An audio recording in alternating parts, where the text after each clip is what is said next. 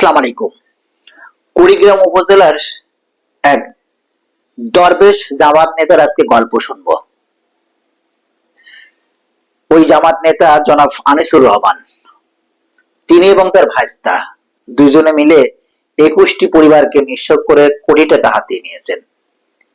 দারুণ পীর সাহেব, তাই না? এরকম ব্যক্তিরা এই ধরনের কাজ করতে পারেন, এটা আপনি কখনো কল্পনাই করতে পারবেন না। কি ধরনের ভয়ঙ্কর তিনি কাজ করেছেন, এটা আপনি যদি শোনেন তাহলে আপনি আসলে চমকে উঠবেন যে আমরা ভাবি কি আর হয়টা কি। তিনি উপজেলা জামাত নেতা, তিনি ভুয়া একটা প্রতিষ্ঠান দিয়েছিলেন। নাম কি দিয়েছিলেন তা আবার জানেন? প্রতিবন্ধী এবং অটিস্টিক বিদ্যালয়। যে প্রতিষ্ঠানটি তিনি দিয়েছিলেন না ভুয়া, সেই প্রতিষ্ঠানটি আবার প্রতিষ্ঠানের যে জায়গাটি সেটাও একজনের কাছ থেকে দানে পেয়েছিলেন, সেটাও আবার প্রতারণা করে তার কাছ থেকে নিয়েছেন। অর্থাৎ তিনি ওই মানুষকে ব্ল্যাকমেইল করে ওই জায়গাটা এই বিদ্যালয়ের নামে নিয়েছেন। একদিকে তিনি ভুয়া প্রতিষ্ঠান দিয়েছেন, অন্যদিকে ওই মানুষের কাছ থেকে প্রতারণা করে তাকে নানাভাবে ব্ল্যাকমেইল করে তার কাছ থেকে জমি নিয়েছেন। অন্যদিকে 21টি পরিবারের সন্তানকে চাকরি দেওয়ার নাম করে তাদের কাছ থেকে কোটি টাকা হাতিয়ে নিয়েছেন। যতটুকু জানলাম, দেখলাম, পড়লাম, এই জামাত নেতা জনাব আনিসুর রহমান তিনি মানুষকে চাকরি দেওয়ার নাম করে তিনি যেই টাকাগুলা নিয়েছেন সেই টাকাগুলা নিয়ে কিন্তু তিনি নষ্ট করেননি। তিনি নানা ব্যবসা প্রতিষ্ঠান দিয়েছেন, নিজের মতো করে ব্যবসা করেন। তিনি এখন এলাকার নামি দামি ব্যক্তি, এরকম চলছে তার জীবন। একজন বললেন তার মেয়ে খুবই ভালো ছাত্রী ছিলেন। এই আনিসুর রহমান তার বাড়িতে রেগুলার যেতেন এবং বুঝাতেন, প্রলোভন দেখাতেন, বলতেন। তারপর ওই সন্তানের মা বাবা গরু ছিল, গাভী গরু, সেগুলা বিক্রি করে এই আনিসুর রহমানকে টাকা দিয়েছিলেন একটা চাকরির আশায়। আমাদের বাংলাদেশে তো এরকম অহরহ হয়। যদি শোনা যায় যে চাকরি, তাহলে যে কেউ অর্থ দিতে রাজি হয়ে যায়। কারণ এই যে সন্তানের জন্য প্রতিটা পিতামাতাই সন্তানের ভালোর জন্য যে কোনো কিছু করতে চাই। আর কেউ যদি একজন দাড়ি টুপি পাঞ্জাবি পরা মানুষ যদি এসে সুন্দর সুন্দর কথা বলে, তাহলে তো অবিশ্বাস করার কিছু নেই। ঠিক সেটাই করেছেন ওই মাটি, অর্থাৎ বিশ্বাস করে এই গরু ছাগল বিক্রি করে তাকে টাকা দিয়েছেন।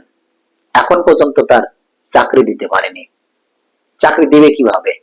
কারণ সেটা তার ভুয়া প্রতিষ্ঠান। ভুয়া একটা প্রতিষ্ঠান দিয়ে মানুষের কাছ থেকে এরকম কোটি কোটি টাকা হাতিয়ে নিয়েছেন।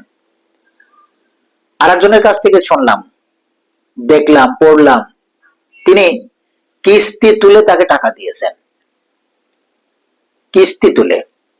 এভাবেই ওই এলাকার 21টি পরিবার নিঃস্ব হয়েছেন।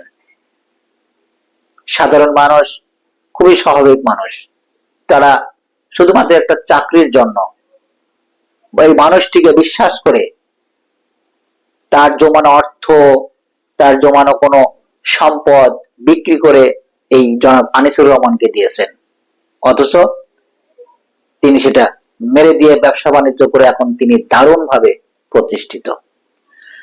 শুধু এই জনাব আনিসুর রহমান নন, তার ভাইস্তা বাবুল, তিনিও একই কাজের সাথে জড়িত। তার ভাইস্তা বাবুল আগে একটা টমটমে একটা গাড়ি চালিত, ভটভটি একটা গাড়ি চালিত, বাইক। একজনের কাছ থেকে মোটা অঙ্কের টাকা মেরে তিনি 3 লাখ টাকা দিয়ে গাড়ি কিনেছেন। বেশ কিছু অর্থ যখন তিনি পেয়েছেন, তিনি ব্যবসা দিয়েছেন, প্রতিষ্ঠান দিয়েছেন, তিনি এখনো ব্যবসায়ী। অর্থাৎ এভাবেই এই উপজেলা জামাত নেতা তিনি মানুষের সাথে প্রতারণা করেছেন।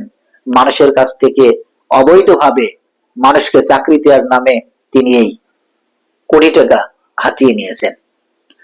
যতটুকু দেখলাম, বাংলাদেশ জামাত ইসলাম থেকে তাকে আপাতত বহিষ্কার করেছেন এবং তার বিরুদ্ধে তদন্ত তারা করছেন।